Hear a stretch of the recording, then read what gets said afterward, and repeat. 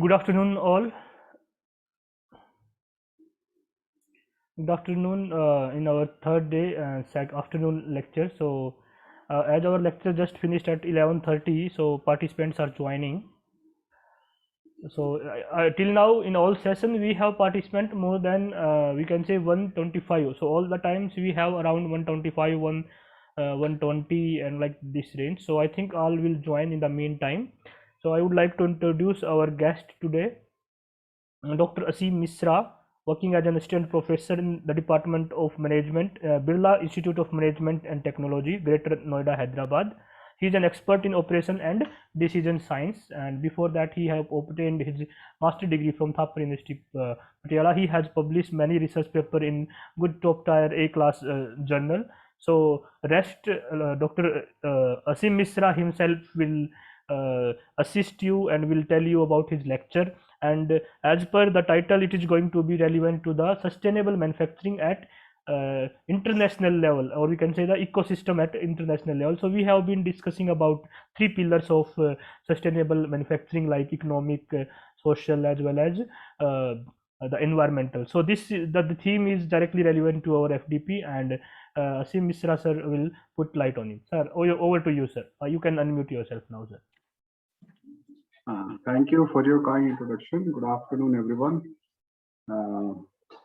This is the FTPs, which belongs to Sustainable Development, and which is a very current topic and the most important topic nowadays.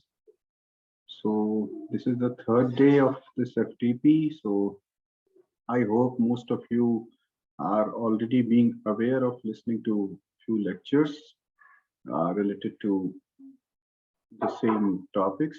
So I may not present in the detail, hoping that many of you know the basics, but still let me just tell you about the several important research works which are being done and what is the need of the research work in manufacturing practices and manufacturing system.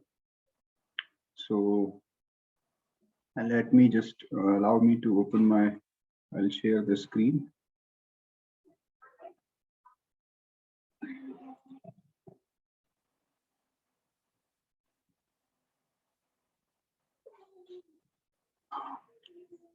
I hope the screen is visible to you. You may just. Yes, sir. Screen is visible, and you can put in slide more as well. Yeah. I'll put in slide. Okay, thank you. Yes, sir. Thank you, sir. Okay. So the topic here is sustainable manufacturing approach under an international ecosystem. So when we talk about international ecosystem, we are considering of at the things sustainable development at the international level.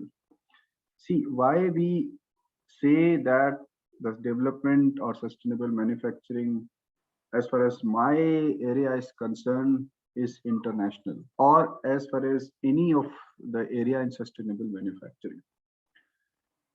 Even if you are doing something at your zonal level, at your city level, or at your district level, it is international in nature. So before starting this presentation, I might take just 4-5 minutes. Maybe many of you are already might be aware of these facts, which I'm going to include in my PPTs, but it's my job and duty to make you understand for those for whom maybe things are new, something new as compared to the previous topics. So, okay.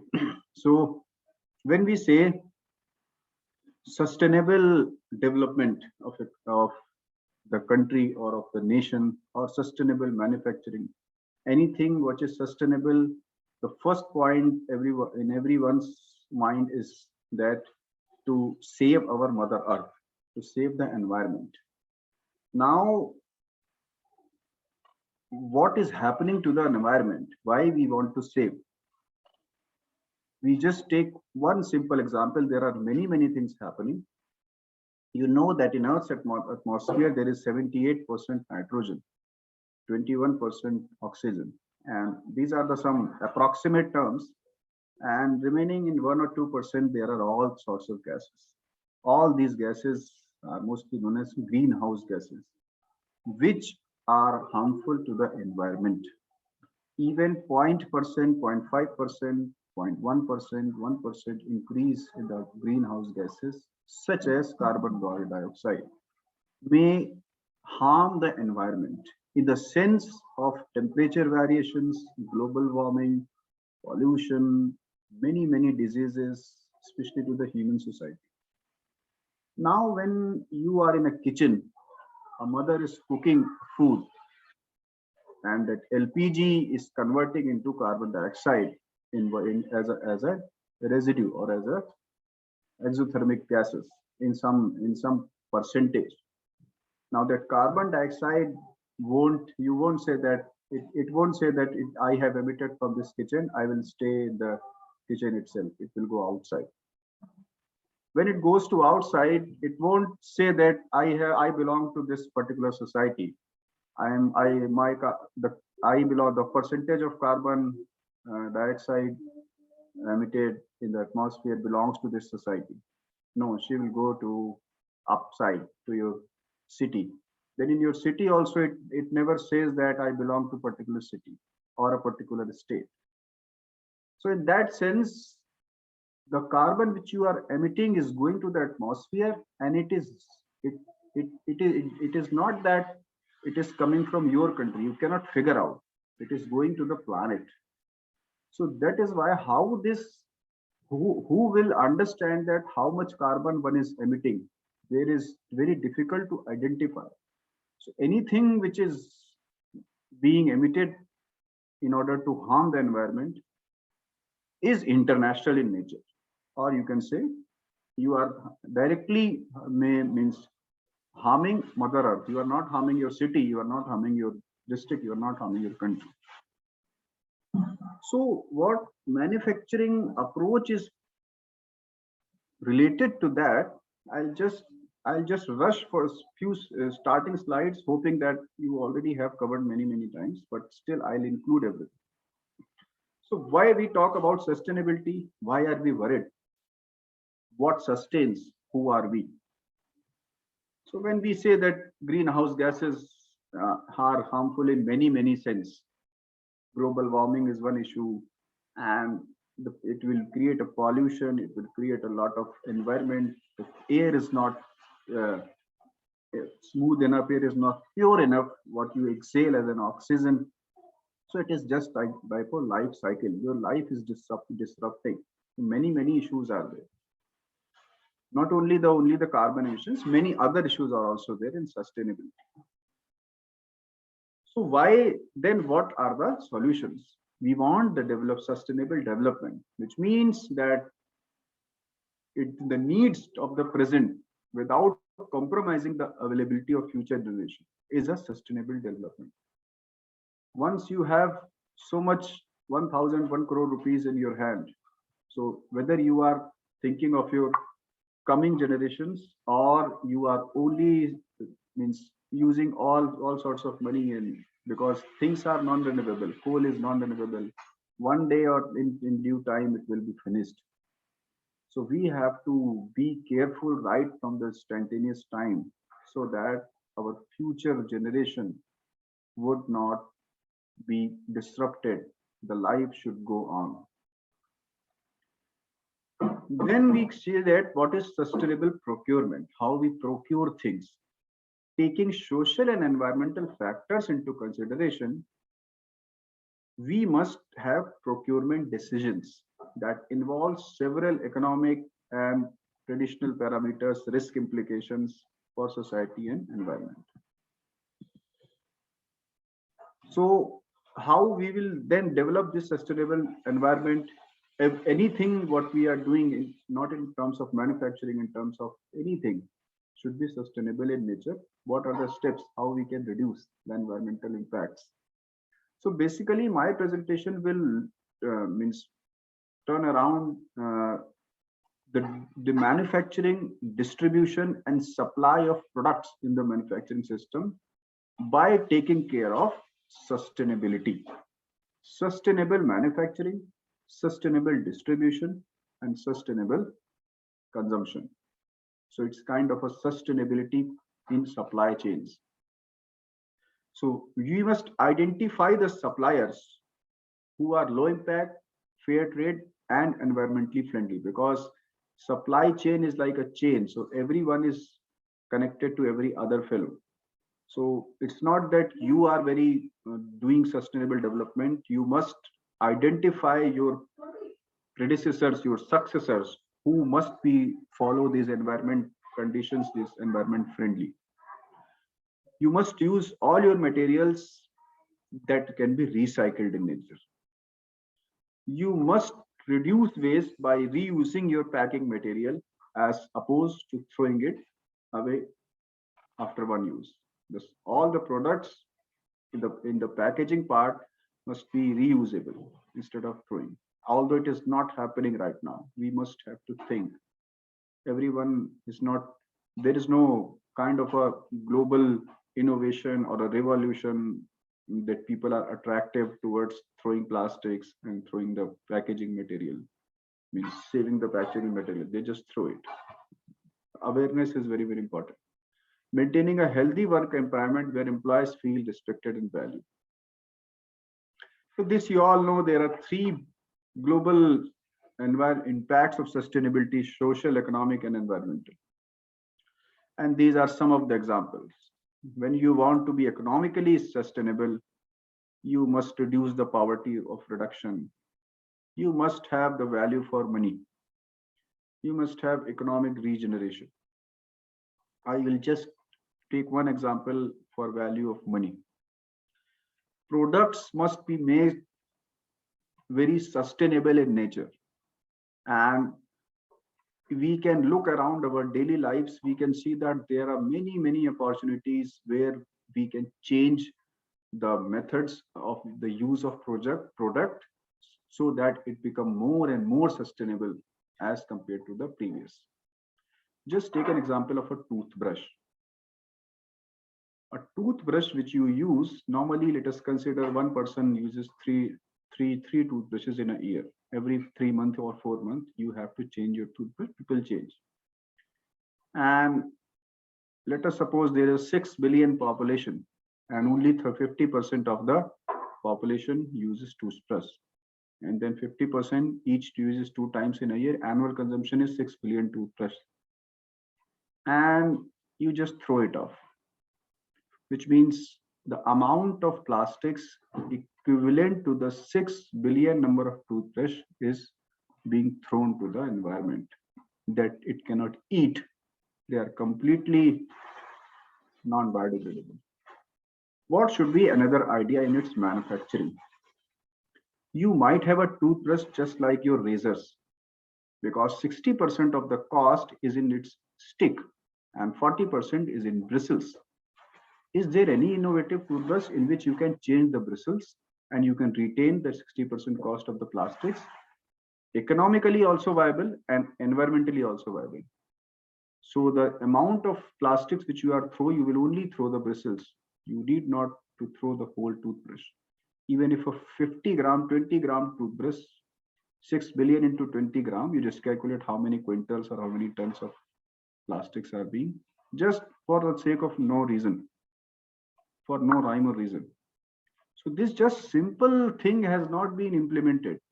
And this has been, idea has been given up by many researchers.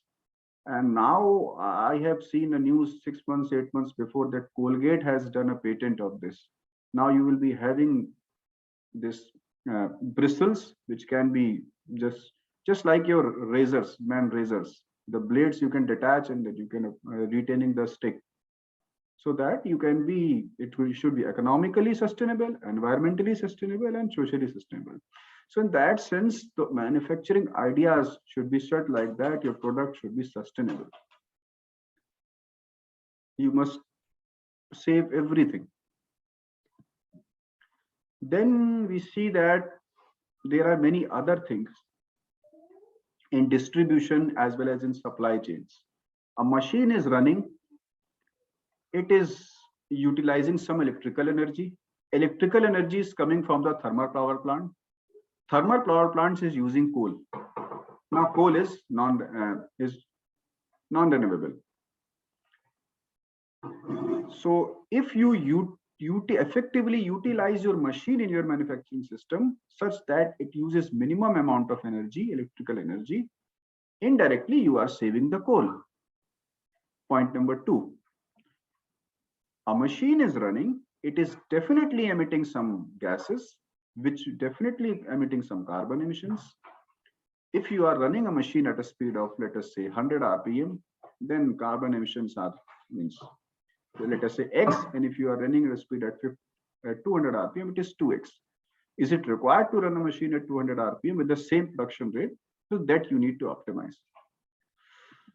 So a good example is a plant at the industrial port of Thoothukudi has started capturing CO2 from its own coal-powered boiler and using it to make different baking soda, because CO2 you can reuse it to make several things. So it lock up 60,000 tons of CO2 a year.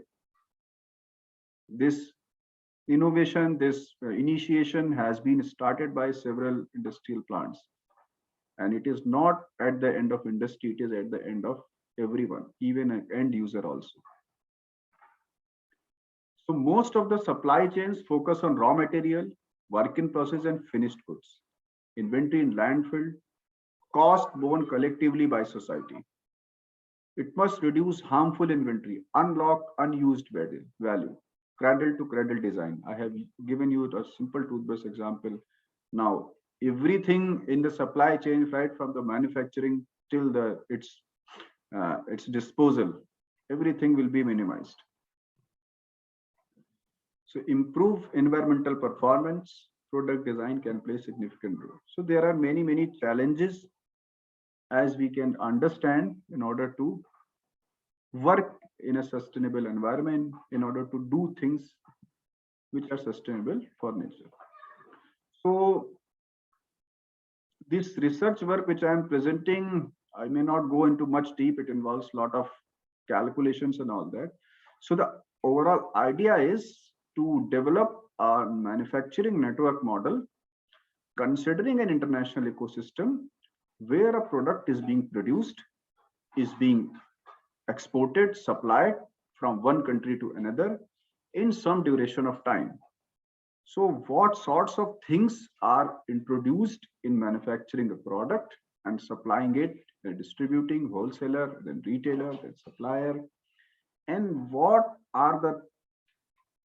it is impacting on the environment. So how to make that all that system manufacturing network model in the complete ecosystem of very much sustainable in nature as much as possible. So this is some introductory part that why everyone is very cautious and everyone is very attentive towards these things. So the NASA reported that the temperature of the Earth is rising in an alarming rate, and the warmest year was 2016 in the 136 years. So just wonder what will happen in the next 50 years.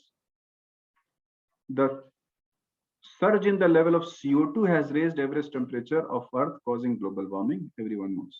US, China, and India are the major contributors of CO2.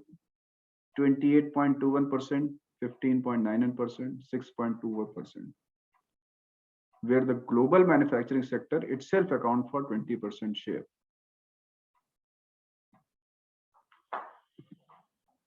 Now, what is the concern of a consumer? Means even if you produce environmentally, it is the end user who must understand to use it also environmentally. You can use, for example, toothbrush stick, you cannot throw, just not throw, you can use it for maybe some purposes or in one way or another. 83% of the consumers want that manufacturers to implement eco-friendly practices.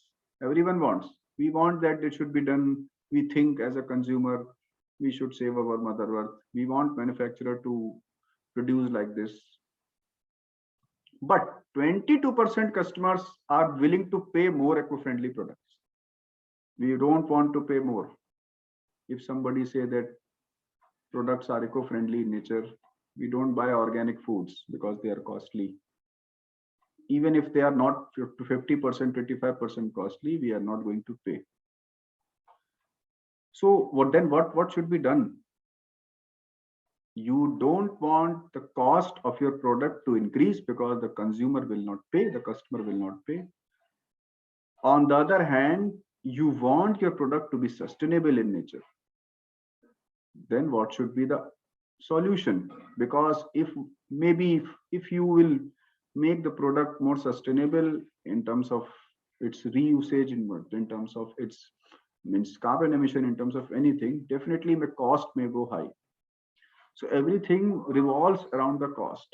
So what one can do, one can at least try to minimize every level of production, distribution, and in the supply chain, so that in terms of sustainability, so that the total product cost is same, but the environmental impacts, the manufacturing is sustainable as compared to previous. And there are many stages where we can minimize or optimize things in order to make the product sustainable. So this work considered a mixed integer linear programming model whose objective is focus is primarily to find the optimal facility allocation. It is a kind of a facility location and layout problem for multi-country production distribution network. Second is carbon regulation. The third is objective of the model to find optimal cost emission trade-off. All the things which leads to the environment impacts, we need to optimize cost emission trade-off. Just now, I have explained you an example that if you optimize the speed of the machine, you can minimize the electricity consumption as well as carbon emissions from the machine. So how to find out that which is the optimal speed, or so that it will minimize the trade-off. Then country-specific analysis of a global network. So I have not included all review papers. I have directly come to research gaps.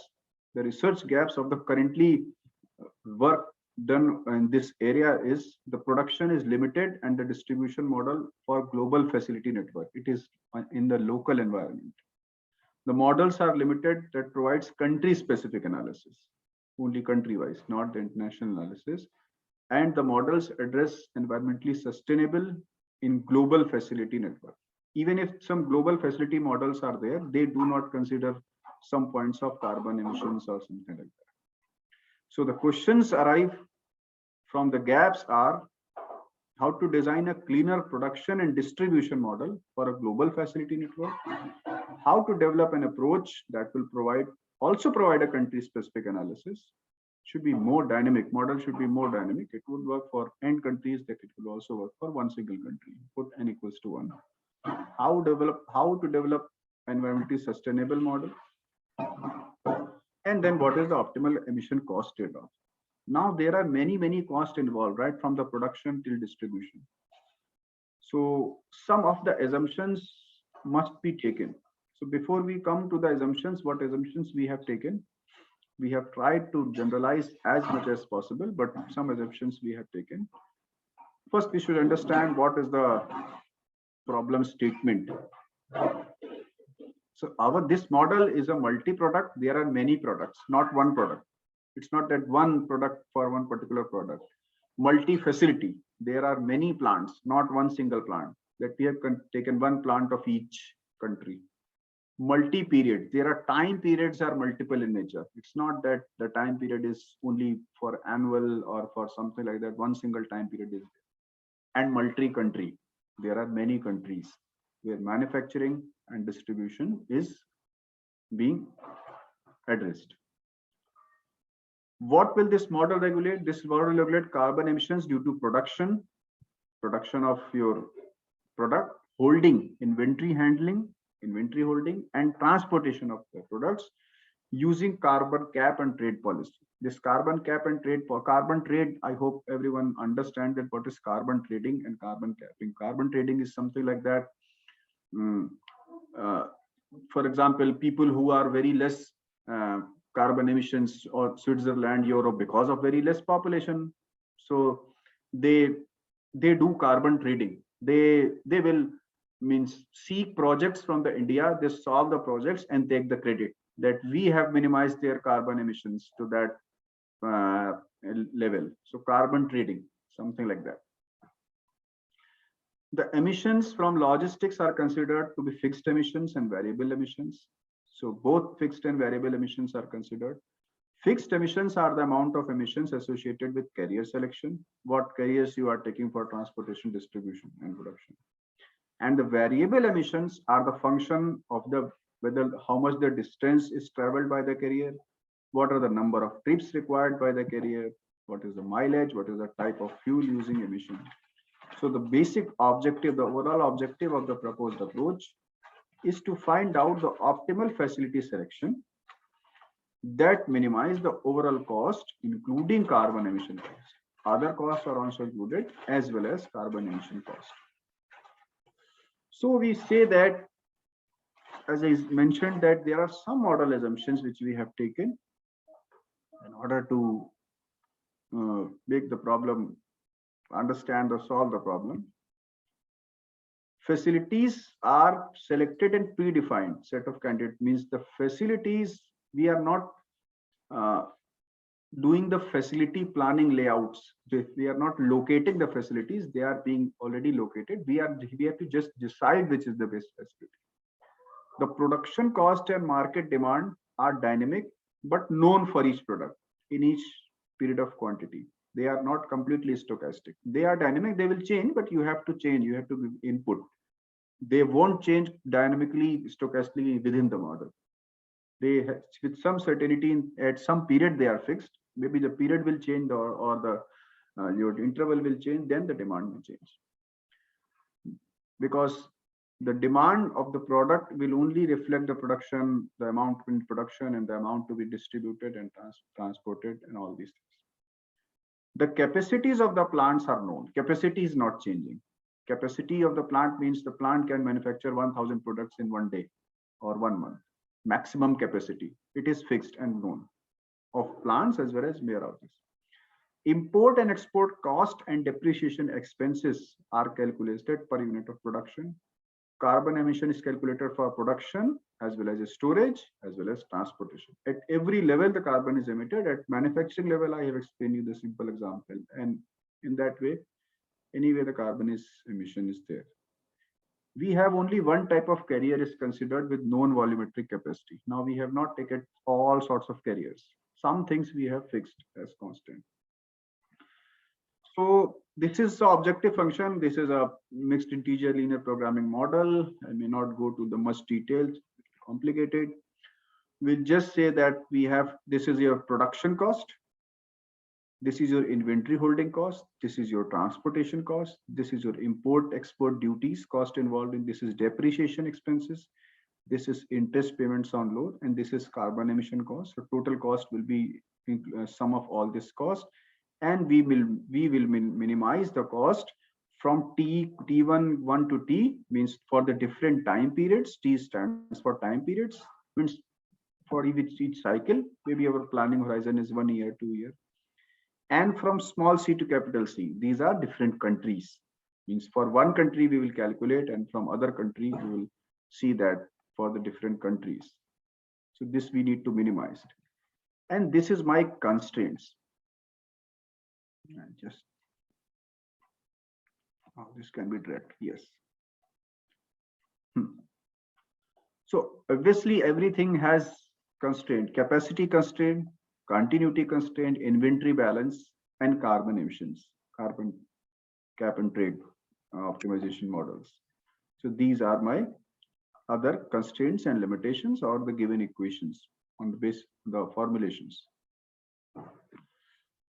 So what we need to minimize, what should be the minimum set of decision variables, in the sense that what should be the production, or what should be the inventory, or what should be the transportation cost, minimum transportation cost that would minimize this total cost. What are the decision variables involved that would minimize this total cost? So these are the results for some case instances. This is a 15 cases. This is C, P, I, J, K, and T. C stands for country, number of countries, numbers. P stand for products, I stand for plants, J stands for warehouses, K stands for market, retail, and T stands for T period, for how many time periods we have simulated our model. So here we see that the number of countries we have taken from 3 to 10, number of plants we have taken from 2 to 20, number of products, sorry, number of plants we have taken 3 fixed, as I said, number of plants are fixed, number of warehouses 3 to 5, and then markets are most same, and time periods we have taken like this. And when we combine one set of taking different, we have means taken the summations of different values, we land up with these many decision variables. So these are NP hard in nature. These problems are NP hard in nature. We have used Lingo tool in on RStudio Global Optimization Toolbox in order to receive the near optimum solutions. So they are not the, they may not be the global optimum, but yes, they may be the near optimum solutions. So decision variables, when we have, let us say, 2 countries, so 10, 20, 30 variables of one country, then 30 variables of another country. So they combine, these things combine to make a permutation model, and permutation number of decision variables keep increasing. And we have got these results as minimum cost. Then this, for this one 3C, 5P, 3I, 5J, I think 3C, 5P, 3I. For the second one, as for reference, for 3 countries, we have shown about the different manufacturing costs, different transportation costs, different inventory holding cost, and we have seen that comparing between 3 countries from 3 different time periods, T1, T2, and T3, these are the costs which is coming, which is giving near optimum solutions, the optimized models, where the carbon emissions are minimized in everything. So this is a global graphical network of the global supply chain, production, transportation, and distribution. So the green one is the blue one is for C1, red one is for C2, and the green one is for C3. So, and the square, triangular, circle denotes the plants, warehouses, and markets. So all the distribution channel or the transportation channel is being given over here, and that minimizes the costs. So what are the implications of our work? This will provide you very useful insights for the decision makers, that what should be operational adjustments. Sir, sorry to interrupt you. Yes, sir. yes. We are on actually slide number 18 only. So if you are on slide number 18, it's okay. Then there may be like we got some comments that slides are not moving. So please check once. You are on slide number 18. Okay. Yes. Let me check. Because which is the slide number 18? Yeah, actually, yeah, we were on slide number 18 only. Yes, this one. Okay, the slide number 18 is mathematical model set of countries. After that, it was not moving. No, after that it was. Okay, no problem. I'll repeat. Yeah, little bit just go. I think just through 2-3 slides I have just. Yeah. I have gone ahead. Okay, no problem. Thanks. I'll repeat. Okay. So my slide, I'm changing my slides. Just let me know that slides are changing at your end also. Yes, sir. Moving. Now they are changing. Okay, moving. Yeah. Okay. Someone is saying audio is not clear here. Participant, can you please let me know that now audio is clear? If audio is clear for 1 or 2, which means the end is, the problem is at the listener's end. If it's not clear to anyone, then I think end is. To me, it's clear, sir. To me, it's clear. I don't know about others. Achha. So yeah, it's clear, sir. It's clear, sir. We got the confirmation. Yeah. Okay.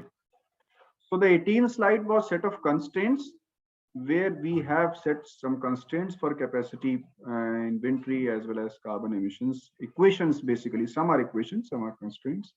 And based on those constraints, we have to find out the near optimum solutions. So Is this slide visible? This is the most important slide. Results. Yeah, yes, sir. Yes, Okay. sir. So I will repeat, no problem.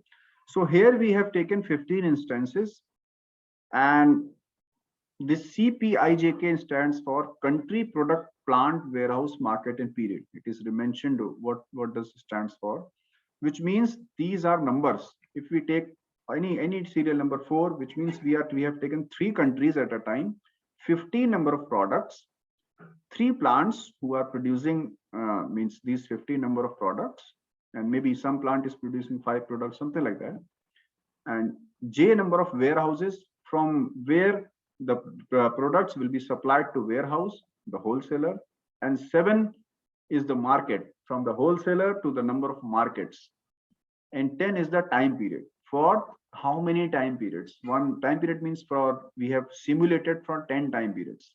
Maybe for one particular time period we get one solution, and for another time period we get some maybe another solution, and those solutions may bifurcate or may contradict each other. So we have simulated for several time periods also, time horizon, cycle time.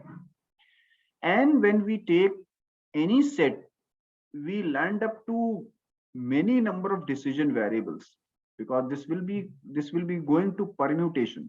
For instance, we have taken 2 countries.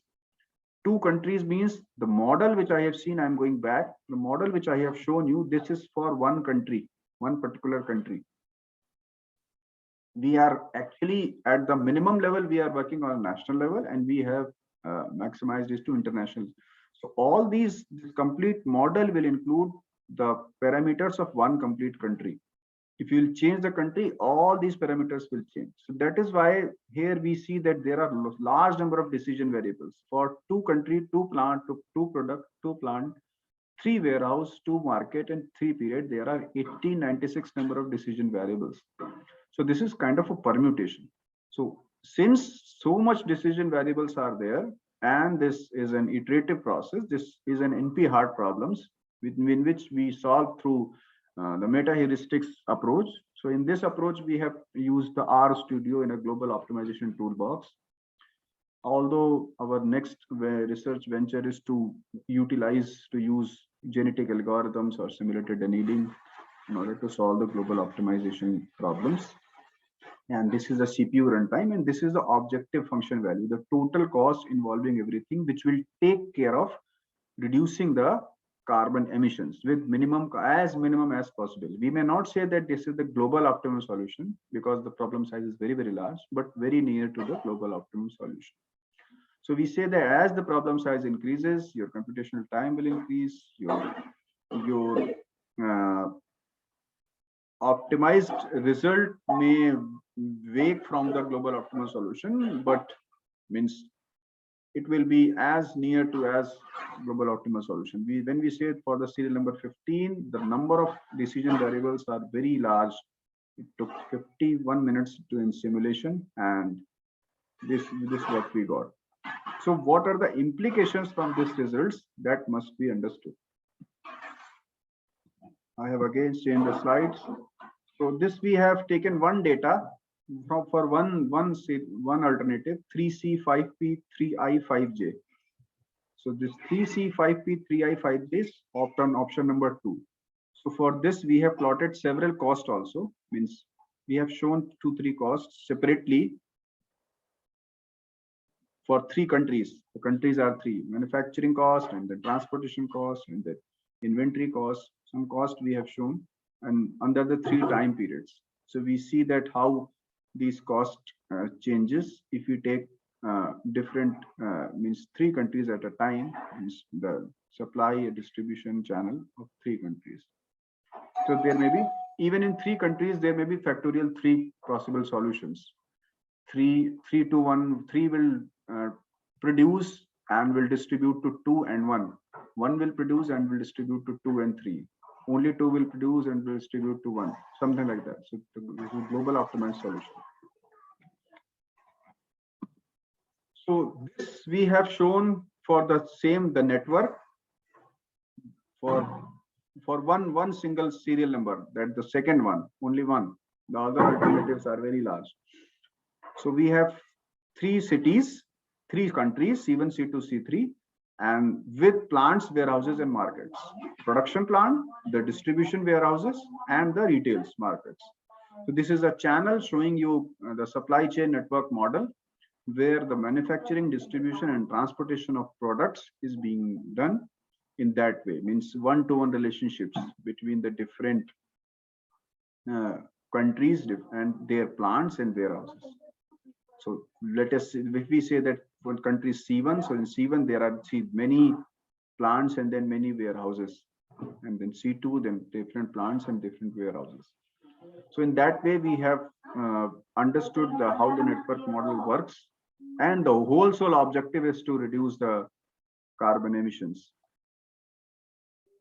So what are the different implications? This is important to understand with this research work. This model will provide you useful insights for the decision makers in the supply chain or manufacturing sector in order to reduce the carbon emissions, such that these operational adjustment can be done.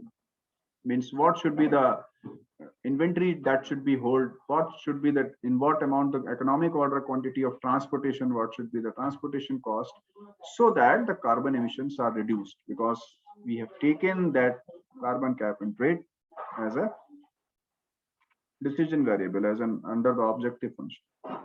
This will also give an implication with a country specific emission analysis, also helps top management to understand or uncover the bottlenecks of the complete manufacturing network by identifying the country and activity.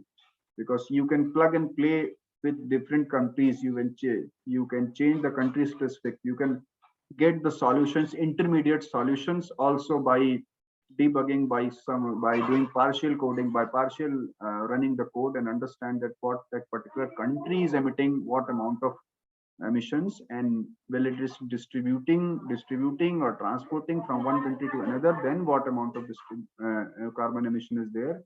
When that product is transported from A to B or B to A countries, then what the different things are there. The country specific analysis can also be done by bifurcating, understanding the partial solutions. Then the dynamic production network helps to consider and reconsider the location decisions, which help the firm to adjust its operations in a global environment, which is highly dynamic. Maybe one has set the location at some because we have taken the variable carbon emissions depending on the distance traveled in the transportation. I hope you remember in one slide I have written the variable carbon emissions. So one can understand that if the distance can be removed, these carbon emissions can be minimized in one way or another. This model will also help you understand that by the different policy makers for understanding carbon price, carbon cap, and the state of operation facility.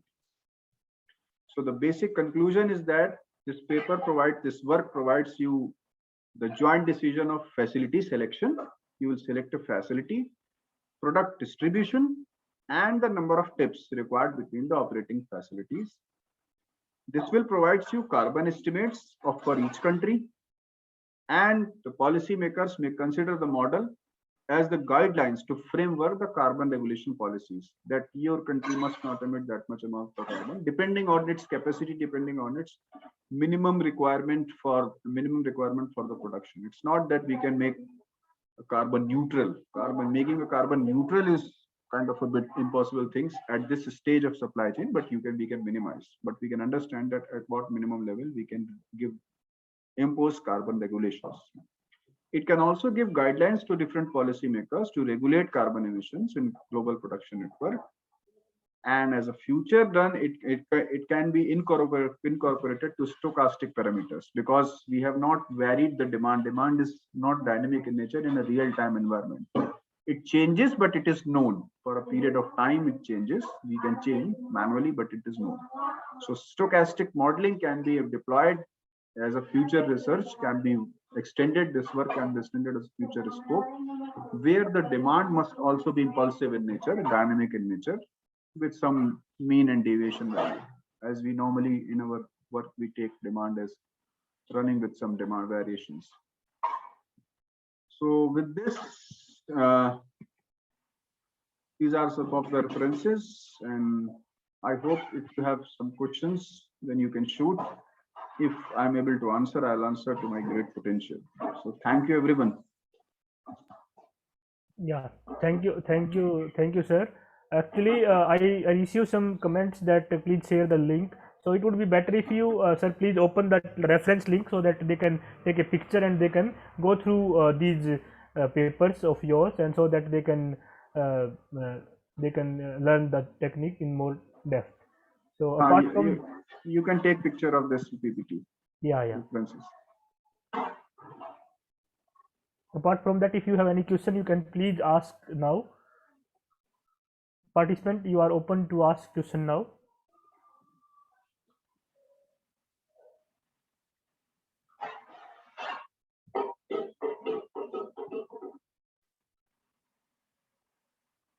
So I think the model is new, and it is actually, the sir has discussed, the model is applicable at international as well as national level. So it is great learning. Till now we have been under, you can say, we have been learning about lean manufacturing, how the process can be improved, and now this is something different than that, and we learn, we can say, great deal from this particular lecture. We have one participant who has raised his hand. So sir, you can unmute yourself. Let me make you this participant to unmute that. Yeah, you can unmute yourself, sir. You are already, uh, you can already, you have, you can unmute yourself, sir.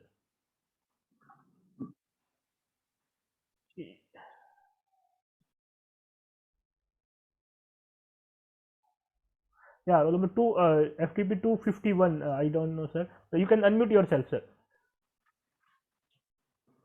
Okay, difference between carbon cap and carbon trading. See, carbon trading, as I said, that any, you normally trade products, so you can trade carbon also. Any company, any country which will, you will give the project to minimize the carbon emissions, and they don't know that they will just take the credit. Because see, if whatever you have, when you have carbon emissions, let us say 2%, and if you can minimize it to 1% or make it 1%, and some other country may have some different 10% emitting 10% carbon emission. If you can take that project and you can minimize the carbon, then that is known as carbon trading. You are minimizing the carbon from some other country. You are doing carbon trading. Carbon capping is you are imposing the amount of carbon emission to that particular venture.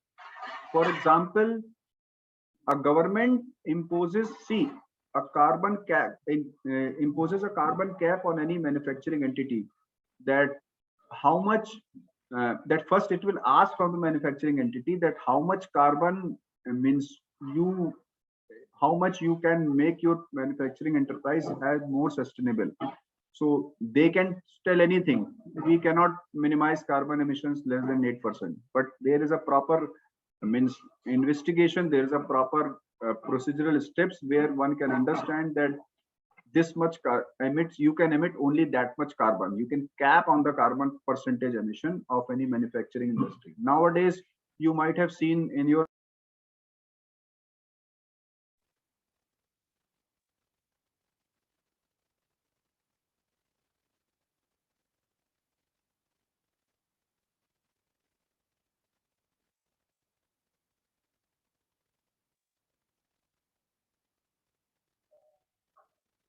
I think there is some problem with Dr. Asim Misra connection.